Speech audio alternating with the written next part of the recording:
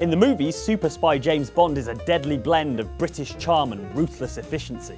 Who the best James Bond is up for debate. Do you prefer the steely brutality of Daniel Craig or the eyebrow acrobatics of Roger Moore? Is Connery the original and best Bond for you, or are you a closet Lazenby fan, you deviant?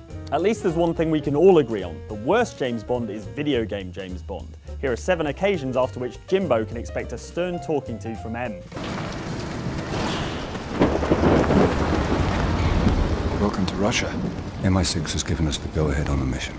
The GoldenEye remake for the Wii begins with you infiltrating the Arkhangelsk Dam in northern Russia, just like in the original game, and to start with, it goes pretty well. Now, let's go. There's a nice synchronised takedown on these 2 guards with 006.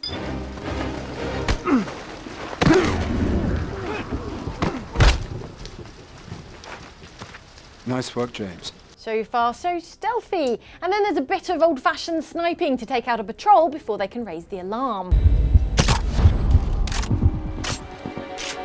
Then comes the point where Bond and Trevelyan commandeer a truck and drive it boldly straight at the enemy installation. Up ahead, the checkpoint. We're running 6 minutes behind. If anything goes wrong, be prepared to move. This goes badly. Почему я никогда не видел тебя? Ты новый? Переведен. Давайте документы. Я сказал, выходи из грузовика. Let's get out of here, Alex. Is that it? Were they so pleased with themselves that they forgot to do the rest of the plan? Now everything's exploding, and every guard from here to Vladivostok knows that there's a spy in the installation.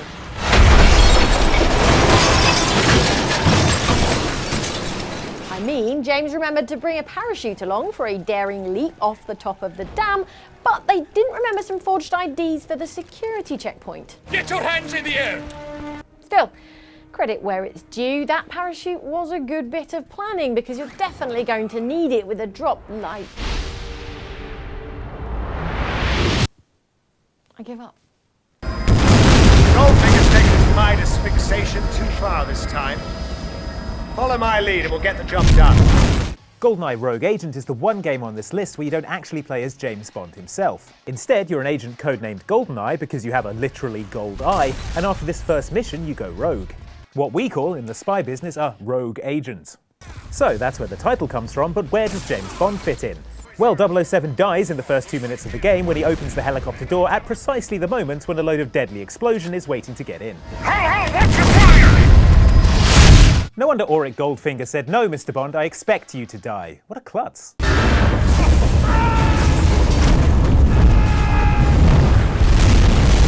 Technically, that first mission is all just an advanced MI6 simulation, but you get blamed for 007's death, which is a little rich, given that he was the one who opened the door like a total idiot. You were directly responsible for the death of 007. Unbelievable. Your tactics are inexcusable. There's no place at MI6 for an agent like you.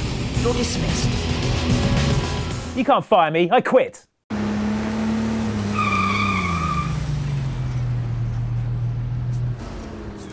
Nice of you to join me, 007. Sorry, R. I was delayed.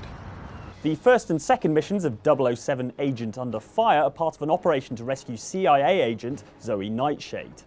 In it, a James Bond whose face looks like Pierce Brosnan and Timothy Dalton both fell into a gene splicer assaults a submarine base in order to rescue Nightshade from the clutches of Nigel Block. The rescue initially seems to be going very smoothly indeed. But when they're ambushed at the meeting point by a woman with a rocket launcher, it's an opportunity for Bond to show off the kind of cat-like reflexes that made him a legendary super spy.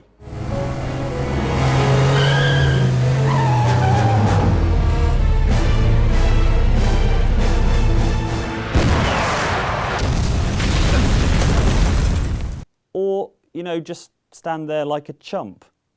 She's dead, 007. Bond, it's too late for her. Even M knows Zoe's dead and she's halfway around the world in London. That's how bad you are, James. Alright, it later turns out she was a clone, but clones are people too. Clearly they couldn't have her properly die before Bond had had the chance to have sex with her in a submarine. One thing troubles me. How can I be sure you're the genuine article? I intend to prove it to you. I really hope there's a more scientific method for working out whether someone's a clone or not. Is that dress standard company issue, Nightshade? Don't get any ideas, 007.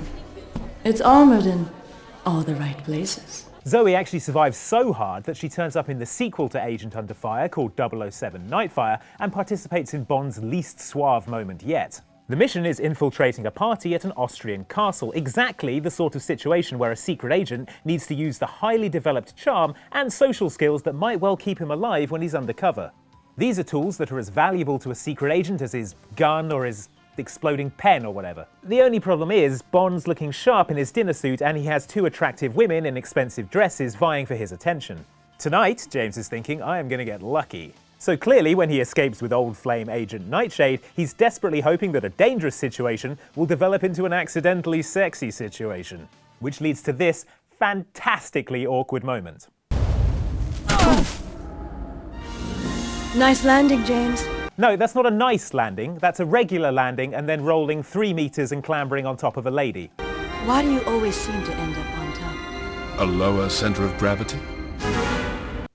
He'd better not be talking about his junk.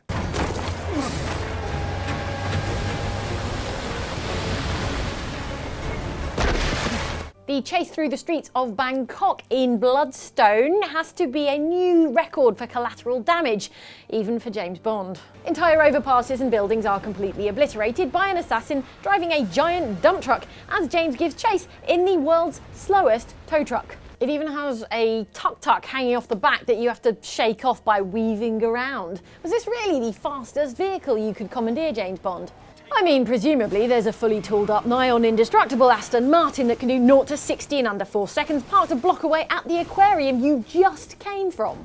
Perhaps with the Aston you could get closer than the 70 or 80 metres you're allowed to during this scripted chase. It all ends in a spectacular accident, naturally, and now every single police officer in Thailand is on your case, and somehow they know you're English. We've been following news reports that the Thai police are looking for an Englishman who destroyed half of Bangkok last night in a car chase. What were you doing so they know you're English? Did you bellow God Save the Queen out of the window while you were driving or something? All right, it's not the first time that Bond has caused a highly conspicuous car chase across a densely populated city, but it is the first time the bad guy has actually pointed out how unorthodox this is for a supposedly secret agent. Do you know how easy it has been to track you, Mr. Bond?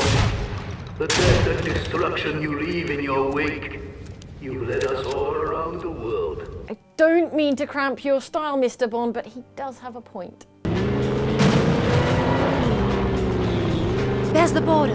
Hurry, Mr. Bond. In 007 Racing on the PlayStation 1, Bond is a bit rubbish, but to be fair to him on this occasion, he doesn't get that much help from MI6 either. In the escape mission, you're tasked with racing through the Mexican jungle against a mysterious assassin in her red Ferrari. The only problem is, MI6 seems super keen not to tell James the specifics of the rescue plan. Due to aggressive rebel activity, we are performing a high-altitude airdrop of the necessary equipment for your escape.